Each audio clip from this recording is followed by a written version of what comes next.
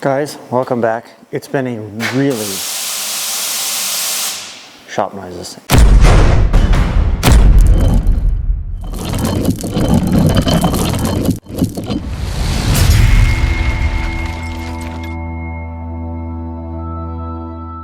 It's been a really long time.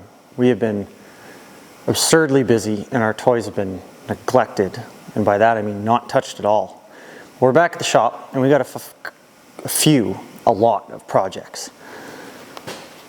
So we've got Stacy, we got my Viper, we've got, I know it's a mess of boxes, we got chain case servicing, oil changes, we got some suspension work, we got some clutch work, we got some body work, all kinds of things to go into that. We've got a FASS fuel system that's got to go into that truck. AKA, I haven't given anyone an update. This is kind of the first anyone's seen of it. We traded the 19 Trail Boss in for a 24 6.6 Duramax 3/4 ton. And it's got a few goodies done to it already, I'll admit. I've been neglectful in the videoing of this project, but today it's going to get a FASS. And the biggest reason is one, the factory fuel filter, which it does keep, in my opinion, because I come from the heavy world, this is not enough. That's terrible. So we're doing a FASS drop-in kit, which is not a lift pump. This is solely just adding another larger spin-on style fuel filter in the factory location. So we got to do that. And then on top of that, we've got Aaron's Polaris is in here. It's suffering from the same Polaris problem every Polaris suffers from. Stupid batteries that last 2 months. So we're going to dig into that. I may put some sort of a kill switch in it because it's a real pain in the butt. And then the trailer's over there. This hasn't been touched, cleaned, it just since Skagtober. Like, and if you know me, that is horribly disgusting. It's kind of another telltale sign that we've been really, really busy, because if you guys have watched and you know, my truck looking like this is unacceptable. Like I think this is the worst any of my vehicles have ever looked for a long period of time. Like I get, you know, you got to do a road trip, but then you wash it. No, this has been like this for like 2 weeks. It's horrendous. But I don't know where to start. I think we're going to start with the FASS. I'm just going to get the diesel down my armpit out of the way first thing. So let's get this factory fuel filter drained. Shop noises again. Let's get this factory fuel filter drained. We're going to do this the easy way because we're at the shop. And we're just going to put the truck in the air so that I don't have to roll around on the ground like an idiot. See? Just like that. Now I can just walk under this. So much easier. Okay. Get my yellow light. Get this out of the way. So what we're going to be doing is getting rid of that guy. Right there. We're going to, well, it's going to somewhat stay, but it's going to go. So we're going to get that drained and out of the way, get all the factory fuel lines disconnected, and then we're going to open the box that has really nice black billet parts. And then I got billet upgrades on top of that I'll show you when we get to that point. Okay, I tried to take you guys with me. It was much difficult. This is the factory fuel filter housing.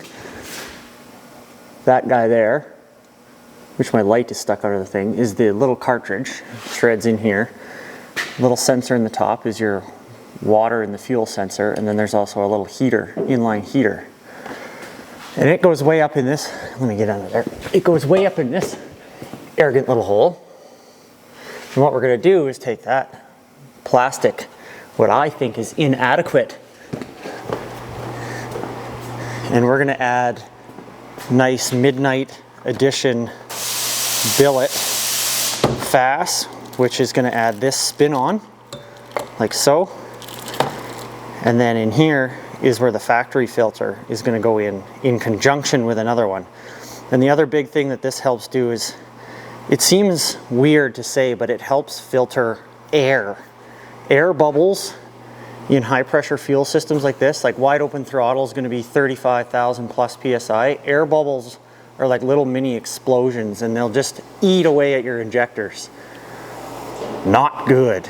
So this is going to help eliminate that too. So we're going to start getting this assembled and put together and get it ready to go up in the truck. Okay, so we got the water and the fuel sensor into this and the mounting bracket. And then we've got a couple extra fittings. So this is what's going to help filter out the air in the system. So on the top of that housing, there's a line, this guy here, and it's teed in, focus, right here, this little aluminum housing. Any of the air in the top of the system is going to be put back into the flow of fuel back to the tank. So it's going to bleed any of the air bubbles out of the top of this guy. So whatever fuel is going to the engine is 100% fuel, no bubbles. So now I got to wrestle this thing up in there, which I feel like I need 4 hands on a good day. So once we get it back in there, I'll show you what's going on. With a whole lot of monkeying around. Focus, focus, it's up there. I can't even focus on it. Come on. It's up there. You need like 8 arms and they need to be the size of a 2-year-old child. The directions make it look like it's really, really easy to get to, but I think they have the def tank out. If that were out of here, that would be fantastic. I mean, if it were permanently out of here, it'd be even better, but it's up there. We got the one spin-on filter on. That was the upgrade. Now, I'll show you the other bits I've got. So factory, this is what they want you to put back on. This, I'm not even gonna take it off. This black plastic garbage. But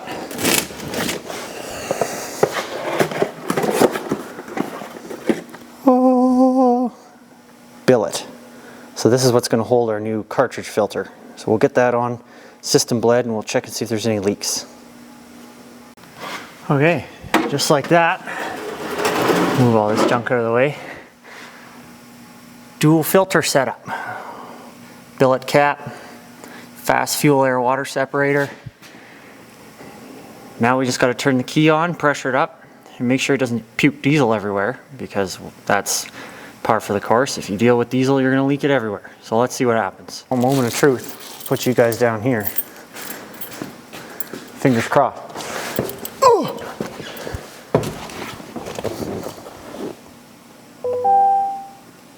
Boo-doo!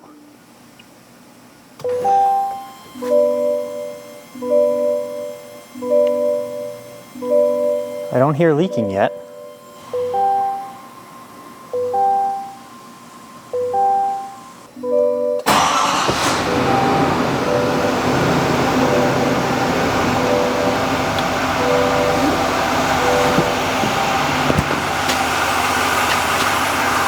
Well, it's running good. I don't see any drips, leaks. I hear the pump still trying to prime out a bunch of bubbles. I don't know if you can really hear it in there, but I don't see any drips. But I think we're good. So I got the fuel filter all cleaned up. Last and foremost, while it's on the hoist, she needs an oil change. She's at like 4,900 K on the last one, and I'm a 4,500 kind of guy. And I got the old double drip into the same bucket just. Oh, the camera will pick it up. It's barely making it in over the lip of that bucket. So I'm gonna let this dribble and drip, and we're gonna get started on this project. So I saved you guys the boring bit. I got the hood, your panels, seat, bat wings. What we gotta do is we gotta get this oil tank off of here. And the oil tank is the chain case at the same time. 2 reasons I'm taking this off is 1, we're gonna change the chain case oil, check the chain, check the tension. But 2, these Torx things, they're a pretty cheap not very strong bolt and they're Torx headed. So what I'm going to do on this service is I went and got grade 8 hex headed bolts, like a normal 10 mil, not a Torx, because a couple of these bolts you got to get at from a weird angle and they strip and it gives you all sorts of problems. So what we're going to have to do, pull the reverse motor, pull the exhaust, loosen some bolts so that this panel can come back up again, and then we'll break all the clamps for the tank. And then we're going to have to drain this, drain the engine, because we're also going to do the oil change. So we might as well get everything out. Some of these steps may look a little weird because this one's got an electronic rollover valve in it. So some things might look a little different, but I'll try and point them out as I go along. Okay, so when you drain the oil from these Vipers, or the Cats, the M1100s, you have to drain the tank and the engine separately. So the best thing to do is just put a piece of plastic down in there and get it through into a bucket so that it doesn't end up all in your running boards and all in this belly plan, which this isn't me wiping up. This is remnants of other mishaps, aka rolling it over in the mountains before I had this rollover valve, and then having oil just, yeah, anti-corrosion protection. So once this finishes dripping, we'll go down, we'll get the engine draining, pull the oil filter off, then we'll start tearing into that chain case. So I got all the pipes and stuff removed, and I'm starting to pull out these bolts here. Now I don't know if it's gonna focus. Maybe if I do something like this. These Torx bolts, yeah. See how they look all ugly? Junk. So they've been giving me some problems, but luckily I have this kit, which is 4 stripped out Torx. Oh God, focus. So it is a Torx bit, but if you look at it, it kind of looks like it's curled over like a saw blade. They're designed to bite only on the out. So you can get them out with this. Don't put anything in with these, but you can get them out. This is the exact reason we're switching over to hex-headed bolts, because you don't have this tool. You know, if I ever, sink a machine or got a chain case oil, I got to do something, chain, re-gear, and I'm somewhere other than the shop, I don't have this tool. So we're swapping these out to avoid this. So far I'm too stripped for the first 2 I've tried. So we're going to go all the way around, tap it in with a hammer. Once this is off, we're going to have a shop noises, a sigh of relief, because once that's off, that means all those garbage bolts are out. Ta-da! We got them out. Only took me 40 minutes. Hammering and hammering. There's the chain case inside. Now, you Viper Arctic Cat guys, I'll give you a tip. Right here, it likes to stick or it'll fall in and you'll forget about it. There is a, like that. There's a washer that belongs, a spacer, on the end of this shaft. And it may stick on the shaft. It may stick perfectly on here and you don't even know it's there. Or you drain the oil, it falls down, falls out the bottom into your bucket. And then you wonder why your chains howl, and when you put it in reverse, this gear will walk too far and it'll bind up. Big problem. All sorts of issues. So what else we're going to do while we're in here is I have, it seems like, residue of some sort all in here. It's kind of like oily, but it's not a leak. I think where these seal together, this is engine oil, this is chain case oil, gear oil. I'm pretty sure this gasket that seals the oil tank to here is dried out, rotten, seeping, I don't know. But we're going to split this, and then that'll give us the opportunity to clean this out really well. And the biggest reason you'll see on, sorry about that, you'll see on forums is guys will say, oh, just pull your reverse motor and just suck this gear oil out. You can do that, but down here are your magnets for your speedometer. The clearance from this chain and these magnets to the outer case. And I clean mine readily. See this shiny circle right here? That's not there for a reason. That's not supposed to be there. What happens is all the junk in here that builds up just naturally gear on gear wear sticks to those magnets, and it grinds and it grinds, and it'll actually bore a hole right through the side of your case. Just the magnetic this stuff, let's see if I can, that stuff will literally cut a hole through your case. So if you're gonna suck it out, maybe do it 1 year, but at least for sure every second year, you've got to pull this apart and clean all those magnets and all that junk up. Or you're gonna end up with a hole there, and then you'll wonder why there's oil leaking out of your speed sensor. Not good. Okay, so with many large messes, we got this apart. So this is where your engine oil sits, and then the back side of this is where your chain case and stuff sits. So this is what I was mentioning, that wear spot right there is what you want to make sure you take this cover off and clean all your magnets and stuff out. This case, your chain case to your back half, has a gasket from Yamaha. You can order it, big orange noodly thing. For your oil tank to the front cover, that is simply silicone. And they have a little groove that it sits in. You just need a small little bead on the upmost surface of the chain case side. Give it about 5 minutes to stiffen up, and then this on there and tighten it up. These bolts you need to be super careful with. If you strip the heads off your SOL, because they are some sort of, thank you Yamaha, they're a Torx bit. Focus. Oh God. Anyway, you know what I'm talking about. They're Torx, but they're like a coarse thread, self-tapping, non-tapper. Obviously when they produced these in the factory, this hole was drilled at 1/4 inch, and these things were fired in by a little Chinese guy with an impact.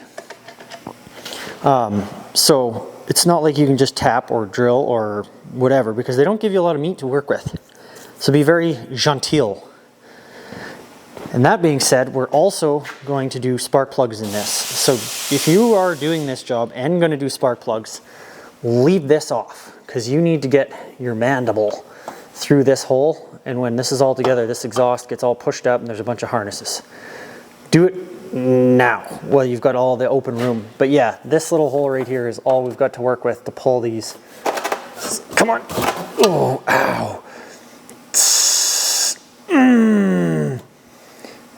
Boots off. That felt great. So it's one of those things I always say, tear it all down and then assemble it from the inside out.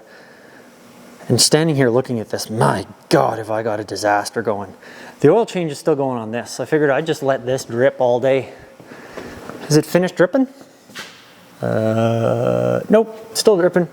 We'll just let her be. Okay, let's get some silicone room temperature vulcanization cream going. So we got a bead of the high temperature schmoo, and as you can see, I have a very small schmoo squeeze everywhere. Makes my OCD happy, and I know that I got good coverage all the way around. I'm going to give that 15-20 minutes before I even think about putting oil or anything in it, and I'm going to get a start on these dreaded spark plugs. Thank God it's a 4-stroke and you only have to do these technically never, because by the time you get enough mileage on this to actually have to do them, but I'm a preventative guy, hence why I do oil changes on my Duramax every 4,000 kilometers. This is going to get spark plugs on the yearly. Okay, let's dive in. So the old spark plugs are out. They don't look too bad at all, but we're going to put new ones in. The most important part of a new spark plug is gapping it properly, and then we can go back to fishing our arm elbow deep into this hole to put them back in. And spark plugs don't need to be torqued to 786 million foot-pounds. I've seen a few guys just reef them till they can't turn them anymore. No, it's like tight plus a 1/4 turn, 1/8 turn, depending on the style, whether it's taper or gasket. But don't ugga-dugga them on there. I got this flipped over now. We got the gasket in here, all nice. This is going to be ready to go on as soon as I finish the spark plugs. I still got to drain the oil out of the engine, but that can be done at any point. I just don't feel like crawling under it because I'm particularly lazy right now, and I don't really want to do that. Okay, let's get these spark plugs gapped, get them back in there, and then I guess I got to crawl under. So we got the oil filter and everything pulled off. Now for the guys at the 4-strokes, the M1100s, the Vipers, the oil drain doesn't look like a drain plug on the bottom of the engine. It's an Allen-headed bolt. You see how it's kind of got there's a washer. Shift that down. There's a copper washer on there. Come on. There, take that off. There's a bolt. See how the head of it, focus. See how the head of it's kind of stepped? Man, my camera's really having a hell of a time today. The bolt's kind of, let's try this. There we go. See how the bolt's kind of got like a washer that's molded onto it? All of the oil pan bolts on this engine look exactly like this, minus this collar. So you have to go around. All the mounting bolts are exactly the same, except for one that has this copper washer, which is actually the drain plug. It's not like a car where it just kind of sticks out like a sore thumb. Oh, come on. Okay. We made it a few steps. Chain case is back in. It was one of those things, I just got my hands in there and I was finagling and jimmying and I got it in, and well, I don't have enough hands to camera. So we got the chain case / oil reservoir cover back on. Gear oil's full. These Vipers are really easy. There's just a little sight glass in the bottom. Right there.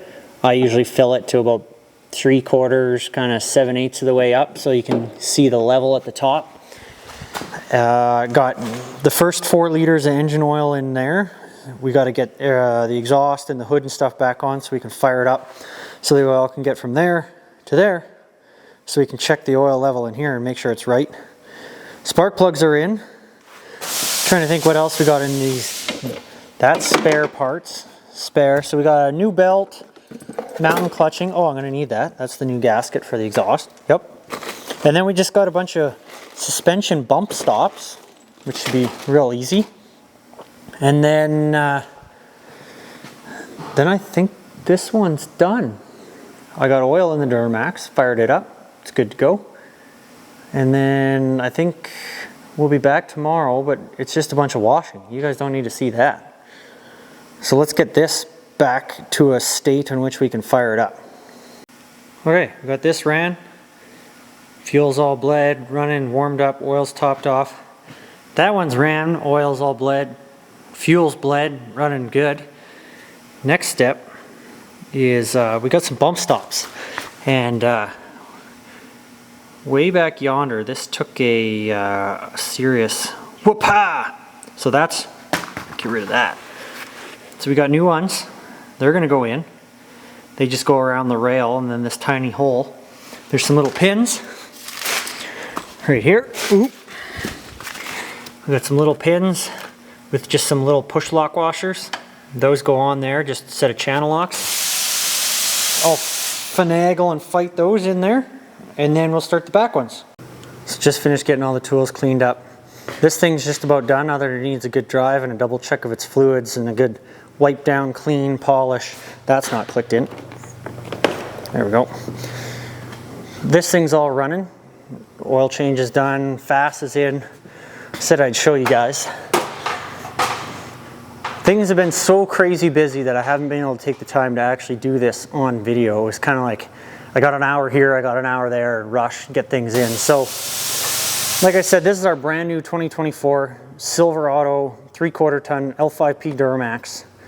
And as you can see, I can't leave things alone. So we've got the 3.5 inch Banks boost tube, hot and cold side. Gets rid of the 1 1/4 tubes that are on it. Just restriction terrible. Whirly coolant crossover pipe. Gets rid of this big snaky rubber, well, this. Ironically, I still have it sitting here.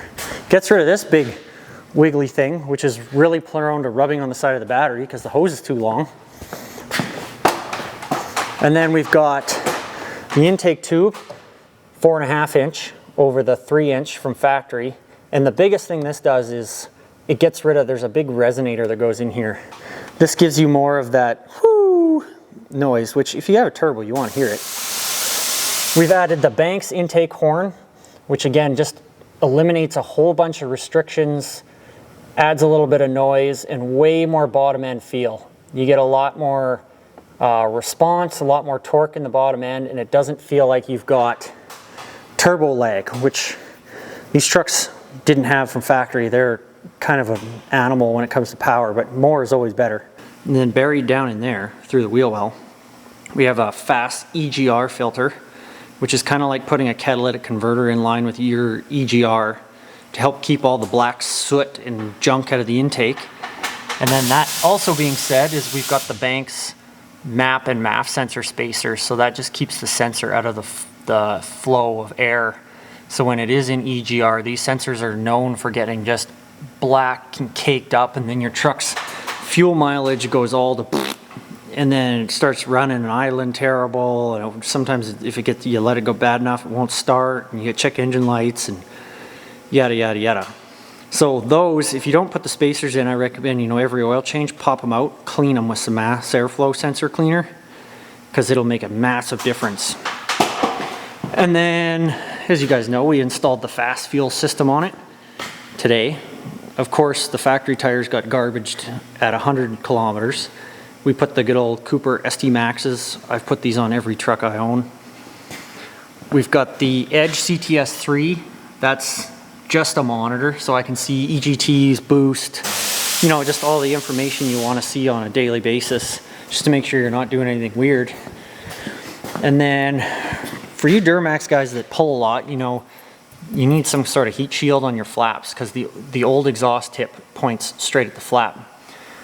I've got an MBRP stubby 45, so the baffle that's in line, you have to keep this, or you get all kinds of check engine lights.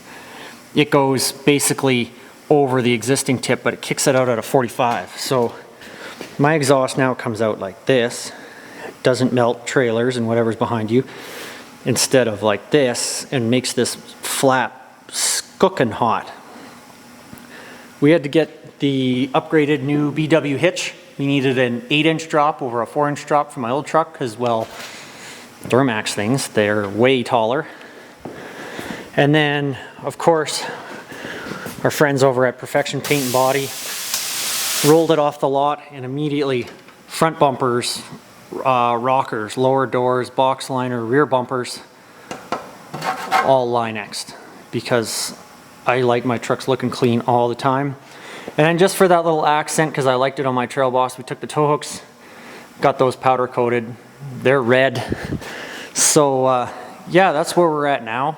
I don't know if we'll do too much to it, because like I said, this is kind of our tow rig. Oh, I put the cab lights on too, like my other truck. You can't have a 1-ton without cab lights. That's a big no-no. So if you guys want to see more on this, comment down in the bottom bits down there. There's a line. You gotta type. You gotta use your phalanges if you want to see anything. And then I think I'm gonna go home for the day. We got that done. All that's left is we got some TLC air and sled, and then a whole lot of cleaning. It's been like plus temperatures here, and it ends up in this and this. And I wish I would have got you guys some video of all of these upgrades, but we've been so busy with the new shop build and the weather, pushing snow, and that's kind of what my job entails. And then fixing these big trucks and yada yada. I haven't had the time to pick up a camera and take video of it. I get an hour here, 40 minutes there, half hour there. So we just plug away because I want it in the truck, but hopefully we're gonna catch up. We've got some rides we want to go on that we've got planned. Hopefully get back down to the States, maybe another trip to BC, and then of course we're gonna head back home to Flin Flon. So yeah, stay tuned. Hopefully things pick up again for us.